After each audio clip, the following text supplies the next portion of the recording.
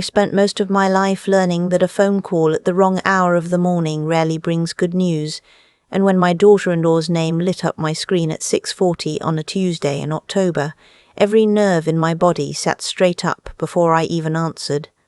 She never called me before 9. She barely called me at all anymore. If you're watching this, I hope you'll stay till the end, because I promise the reason a mother trusts her gut is the same reason some of us survive the people who count on us not to. Ruth. Hi, sorry to call so early. Her voice had that bright, careful smoothness she used when she wanted something, the same tone a salesperson uses right before the price comes out. I didn't wake you, did I? I was already up, coffee in hand, watching the frost on my kitchen window the way I'd done alone every morning for the 11 years since my husband passed. I'm an early riser, sweetheart. What's the matter? Oh, nothing's the matter. It's actually good news for once. A little laugh. I'm planning a getaway for me and Caleb. He has been running himself into the ground with the new development, and I just think he needs to disconnect for a week, somewhere warm. No phones, no clients. That part I believed, at least the part about my son running himself into the ground. Caleb had taken his father's old framing business and turned it into a real construction company. 12 guys on payroll, his name on the side of 3 trucks. The last 2 years, he'd been pouring everything into a subdivision out past the county line. 16 lots, the kind of bet that either makes a man or eats him alive. He hadn't sat down to a full Sunday dinner at my table since spring, so a warm beach and no phones, fine. I'd have driven him there myself. That sounds lovely, I said. He could use it. It does, doesn't it? Pause.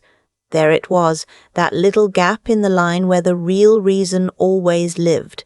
The thing is, with the project, all his cash is tied up. Everything's in the business account or sunk into materials, and you know how he is. He won't touch the line of credit for something fun. So I was thinking, since it's basically a medical thing, his health, his stress levels, maybe you could help me out with the deposit. Just put it on your card, and Caleb will pay you back the second the next draw comes in. I'd hate to wait and lose the booking. I held my coffee a little tighter. I'd been a nurse for 31 years. I know the difference between someone who needs help and someone who's testing a lock to see if it gives. How much is the deposit? It's nothing really. $4,200. The resort needs it by Friday. $4,200 for a trip my son supposedly couldn't spare cash for, but his retired mother could. I didn't argue. Arguing teaches people to be careful around you, and I wanted her careless. Let me look at things and call you back. My pension only comes once a month. She didn't like that. The brightness thinned. Of course, no rush. Well, by Thursday. And she was gone. I sat there a long time after the line went dead. Here's what I knew that she didn't know I knew. 3 weeks earlier, my granddaughter, 8 years old and missing her 2 front teeth, had told me on the phone that Mummy goes to lunch with Mr. Brett a lot now. Brett was Caleb's site supervisor, his right hand, a man who'd eaten Thanksgiving at my table and called me Mom. And 2 weeks before that, when I'd dropped off a casserole, I'd seen the way my daughter-in-law angled her phone face down the second I walked into the kitchen, fast, the way you move when the next message can't be seen. None of that was proof of anything. I told myself that. A grandmother who imagines betrayal in every closed door turns into a bitter old woman nobody visits, and I'd seen enough of those at the nursing home where I worked my last decade.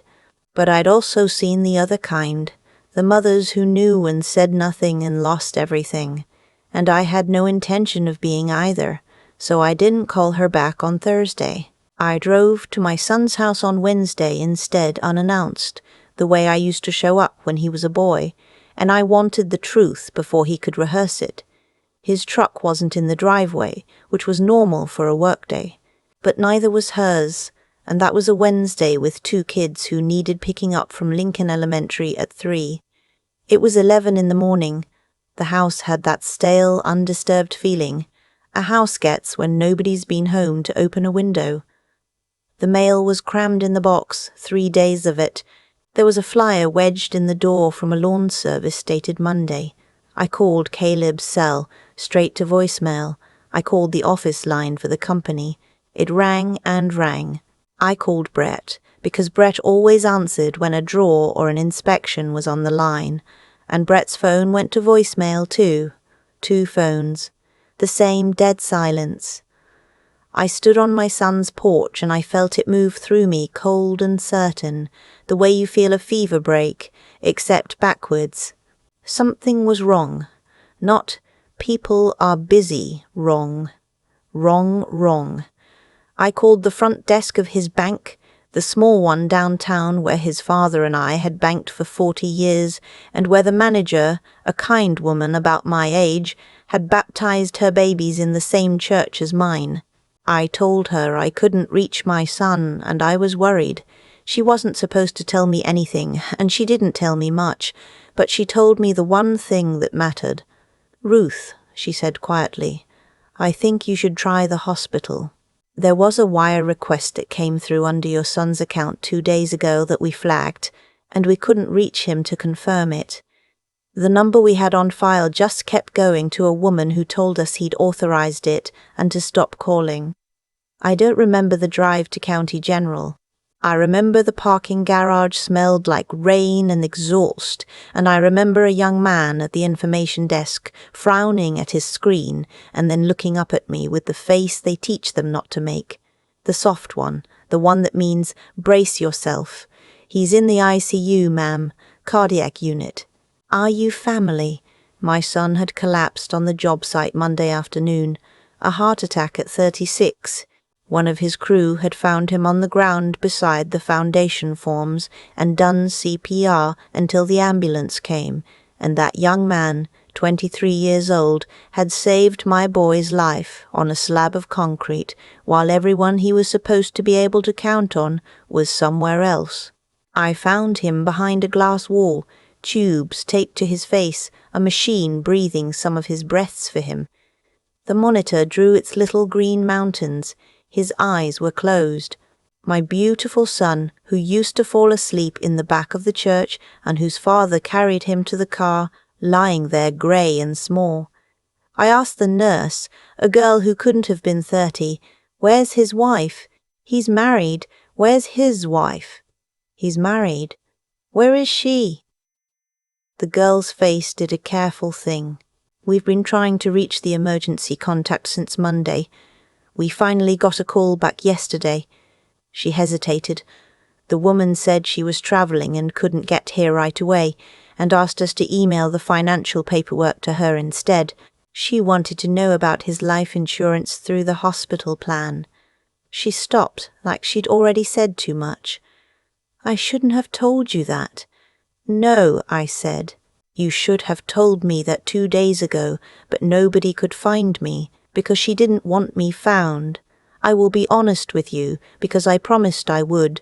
There is an anger that comes up in a person at a certain age that is not hot, it's cold, it's organized. It doesn't shake your hands, it steadies them." I sat down in the vinyl chair beside my son's bed. I took his slack hand in both of mine, and somewhere underneath the grief, a part of my mind that had spent 31 years running codes and triaging chaos quietly started making a list. First, I called my granddaughter's school. Sophie and Owen had been picked up Monday afternoon by Aunt Renee, a name I'd never heard, and the school had it on the approved list because my daughter-in-law had added the name that morning. I called every Renee I could think of, and got nowhere until I tried my daughter-in-law's sister, who lived 2 towns over and who, God bless her, had no idea any of this was happening. The kids were safe at her house. She'd been told their parents were taking a few days to work on the marriage. "Honey," I said to her as gently as I could, "Caleb is in the ICU. He's been there since Monday. Where is your sister?" A long silence. Then, in a voice gone very small, She told me she was at the hospital with him. She was not at the hospital. She was, I would learn over the next 48 hours, at a beachfront resort 1,100 miles south, in a suite booked under her name and Brett's, charged in pieces across 3 cards and 1 wire, while my son's heart was failing without her. The $4,200 she'd tried to get out of me was the only piece she couldn't reach, because by then she'd already drained what she could, and the bank had started asking questions she couldn't answer in my son's voice. Now, here's where some folks would have driven to the airport. I want to be clear that I thought about it, but I'm a practical woman, and the airport is for people who want a scene. I wanted my son protected, my grandchildren safe, and everything he'd built kept out of the hands of someone who'd left him to die for a beach view. A scene gets you nothing but a story people tell at the salon. Paperwork gets you your life back. So the next morning, while my son was still sedated, I did 3 things in order, and I'd do them again exactly the same. The first thing I did was call a lawyer. Not just any lawyer, my friend Diane, who'd handled my husband's estate, and who I trusted the way you trust people who've already seen you cry. I told her everything I knew and a few things I only suspected. She listened without interrupting, which is its own kind of love, and then she asked me one question. Ruth, when Caleb set up the business, did he ever give anyone power of attorney? A medical directive? Anything that names a backup if he's incapacitated? I almost said no, and then I remembered. 11 years ago, the week his father died, my grief-stricken son had sat at my kitchen table and said, "Mom, if anything ever happens to me, I need somebody I trust on the paperwork. Not Tara, no offense. She gets scattered. You're the calmest person I know." And we'd driven down to Diane's office that very week and signed a durable power of attorney and a health care proxy, both naming me, because in the rawest week of his life my son had looked around the room and chosen his mother to be the steady hand. He'd never updated it. Tara never knew it existed. Neither, frankly, had I remembered, until I needed it. "You have authority, Ruth," Diane said, and I heard her start to type. Legal, documented, current authority over his finances and his medical care while he's incapacitated. She has none.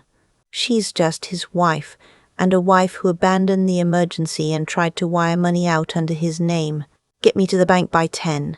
The second thing I did was walk into that small downtown bank with my power of attorney, my driver's license, and a printout of the wire request the manager had flagged, and I froze every account my son's name was attached to.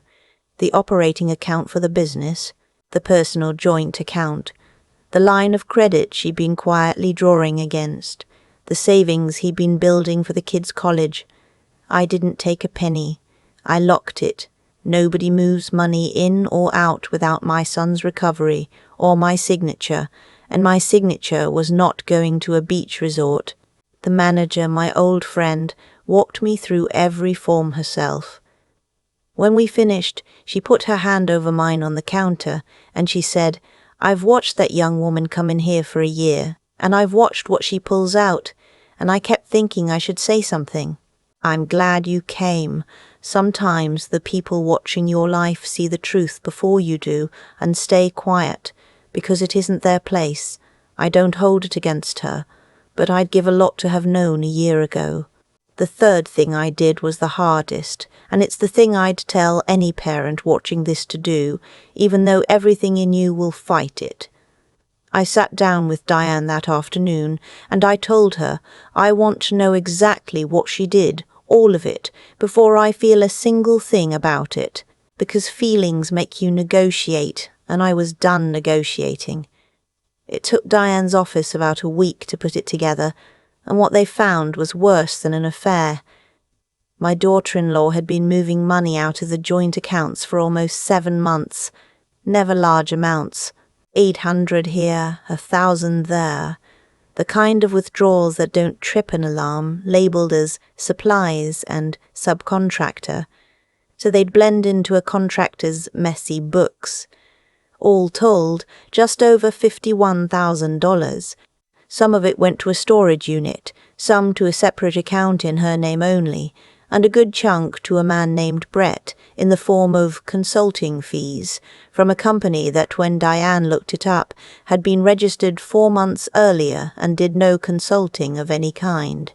But that wasn't the part that made me put down my coffee. The part that made me put down my coffee was the deed. While my son lay in the ICU, my daughter-in-law had contacted a real estate agent and listed not their home, but a parcel of the subdivision land, my son's land, the future of his entire company, with a quiet, motivated seller note and a price low enough to move fast. She'd been in the middle of signing a power of attorney of her own, a fraudulent one, drawn up by a paralegal she'd found online, that would have let her sell my son's assets while he was unconscious. The $4,200 she'd tried to squeeze out of me was the filing and fee money for that paperwork. She hadn't been booking a vacation. She'd been booking an escape, and she'd needed my credit card to pay for the door.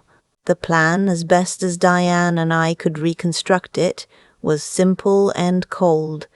If Caleb died, she'd collect the life insurance and the business as his widow and start over with Brett. If he lived, she'd have already sold off what she could, drained the accounts, and walked into a divorce holding the cash while my son was too sick and too broke to fight her. With 2 kids, she could use as leverage to take even more. Either way she won, as long as nobody steady was watching the paperwork. But somebody steady was watching the paperwork, his mother, the calmest person he knew. He'd said so himself 11 years ago at my kitchen table, and I have never in my life been more grateful for a single sentence. My son woke up on the 5th day. I was there because I'd been there every day, sleeping in that vinyl chair, eating crackers from the vending machine, learning the names of every nurse on the floor.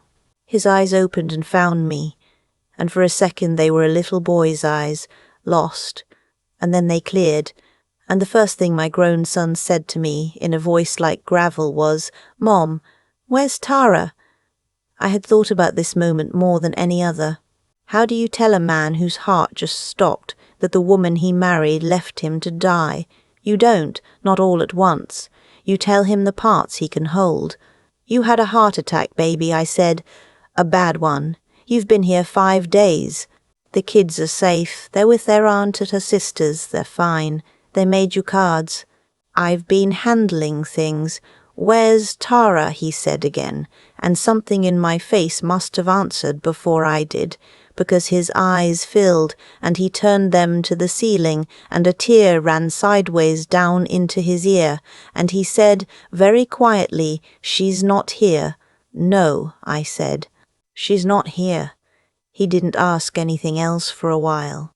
He was a smart man, even with half his blood gone wrong. He'd known, I think, in the back of his mind, the way I'd known on the porch. We sat in it together, my hand in his, and the machine drew its little green mountains, and that was the truest, hardest hour of my whole long life. I'll tell you the part that surprised me because it surprised me too.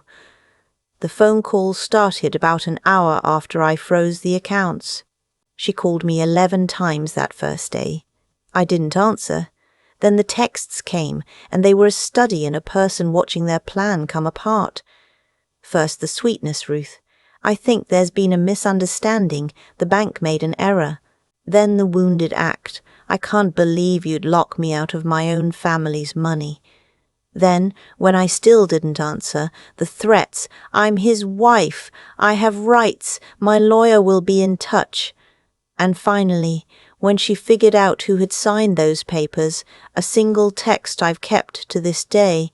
"You always wanted him back. Now you've got him. Congratulations." I read that one twice, and then I set my phone face down on the hospital tray table, the same way she used to set hers down when I walked into the kitchen, and I went back to watching my son breathe.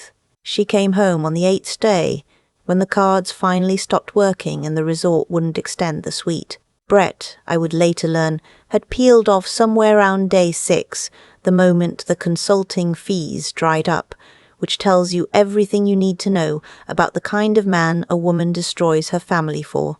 She drove home alone in the car my son's business had paid for, to a house with frozen accounts and a husband who'd nearly died, and 2 children who'd been asking for her for a week, and she found, instead of an easy widow's settlement, a quiet, organized, 68-year-old woman who had read every line of every document and was not the least bit interested in negotiating. We met at Diane's office. I insisted on it being there, with a lawyer and a table between us, because I am not a young woman with energy to waste on a screaming match in a driveway. My daughter-in-law came in expecting, I think, to find me emotional, to find a mother she could guilt or frighten or charm. People had been charming me my whole life, and I'd been letting them, because that's what nice women do. I was done being a nice woman that particular afternoon. She started with tears. I let her cry. I'm not a monster. Then she started with the story, how lonely she'd been, how Caleb was never home, how Brett had just been a friend, how the money was for the family, how the trip was always going to be a surprise for Caleb once he felt better. I listened to all of it, the whole performance, and when she finished, I slid a folder across the table. Here's what we know, I said. I didn't raise my voice. I never once raised my voice. $51,000 moved over 7 months. A storage unit in your name. An account in your name. 40,000 of my son's money paid to a man for consulting he never did. A fraudulent power of attorney you were $4,200 away from filing. A listing on his land, signed with his name in your handwriting while he was on a ventilator. I have copies of all of it. So does the bank. So does Diane. And so, as of this morning, does the district attorney's office, because forging a man's signature to sell his property is not a marriage problem, sweetheart. It's a felony. The room got very quiet. She'd stopped crying. Now, I said, here is what is going to happen, and I'd like you to listen the way you didn't listen to a single one of my son's voicemails this week. You are going to sign the divorce papers Diane has prepared. You are going to walk away from the business and the land, which were his before you and will be his after you. You are going to repay what's recoverable, which the court will see to. And you are going to do this quietly without dragging my grandchildren through a custody war you cannot win, because if you fight me on the children, that folder goes to the DA in full, and a felony forgery conviction will decide your custody for you. Do you understand what I'm telling you? She understood. People always understand once the kindness runs out and the facts are on the table. I want to tell you that I felt triumphant. I didn't. I watched my son's wife sign her name, and I thought about Thanksgiving 4 years ago when she'd helped me roll out pie crust, and we'd laughed at something the kids did, and I'd thought, this one's good for him. I'd been wrong, and being right about her now didn't feel like winning. It felt like a death. Some battles you win and still grieve. Here is the part the world doesn't tell you about protecting your family, the part I'd want my own children to know if I had it to do over. The hard part isn't the freezing of the accounts. The hard part isn't the lawyer. The hard part is what comes after, when the danger's gone and the person you fought is still the mother of the children you love, and you have to figure out how much of your anger to carry and how much to set down. Because my son made a choice, a few months later, that I didn't agree with at first. He recovered. It was slow, it was hard. He did the cardiac rehab and changed his diet, and his whole company rallied around him, the men running jobs while he sat in a chair on site giving orders. The subdivision got finished, the land got kept, and once he was strong enough to think past the next breath, he came to me one evening on my porch, the same porch where I'd first felt the wrongness move through me, and he said, "Mom, I don't want the kids to grow up hating their mother, even if she earned it. Hating her would only hurt them." I didn't say anything for a while. The crickets were going. Finally I said, "What do you want, then?" Supervised time, he said, a real schedule through the court with a counselor, not for her, for Sophie and Owen. They didn't choose any of this. He looked at me. I'm not forgiving her. I'll probably never trust her again as long as I live, but I can let her be their mother without letting her near my life. Those aren't the same thing.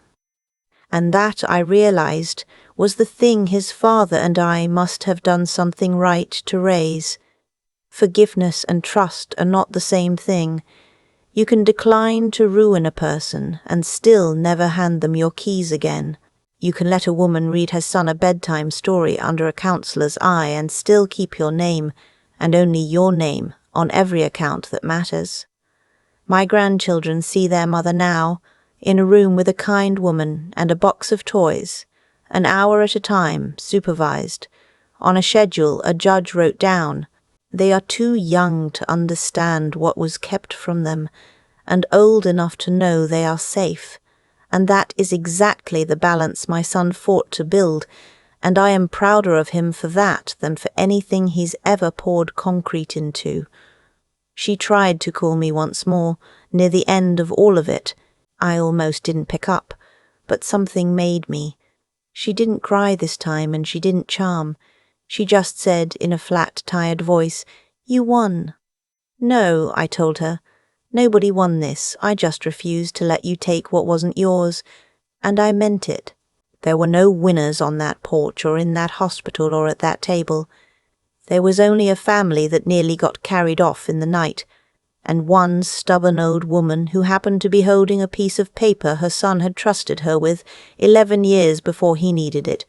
So if you take one thing from a woman who's been around long enough to bury a husband and nearly a son, let it be this. Trust your gut, especially when someone smiles too smoothly while they reach for your wallet. Keep your paperwork in order. Love is not a substitute for a signature. And know the difference between being kind and being a doormat, because the people who'd hurt your family are counting on you confusing the two. I still keep that folder in the bottom drawer of the desk that was my husband's. I don't open it. I don't need to. I keep it the way you keep a flashlight in a kitchen drawer, not because the lights are out, but because someday they might be, and a woman who's been in the dark before knows better than to be caught without one. My son is healthy now. My grandchildren sleep safe under his roof. And every Tuesday morning, when the frost comes up on my kitchen window and my coffee steams in the quiet, I think about how close we came and how the only thing standing between my family and ruin was a mother who answered the phone at 6:40 in the morning and listened, really listened, to the cold little voice in her chest that said, "Something is wrong. Pay attention. They're counting on you to look away. Don't. I didn't. And I never will again." The thing nobody warns you about is how quiet betrayal really is. It didn't announce itself with a slammed door. It came as a sweet voice on the phone at 6:40 in the morning, asking for $4,200, and if I'd handed that money over the way a tired, polite old woman is supposed to, Tara would have filed her papers, sold my son's land out from under him, and been gone before Caleb ever opened his eyes. Every single thing that saved my family came down to a choice I made in a moment when looking away would have been so much easier. That's the part I keep turning over. None of this happened by luck. It happened because of what people chose. I think about that morning, and I understand now that protecting the people you love is really 3 things: wearing the same coat. The first is refusing to do the easy, ugly thing, even when you're furious and frightened, because the second Caleb chose supervised visits instead of poisoning his children against their mother.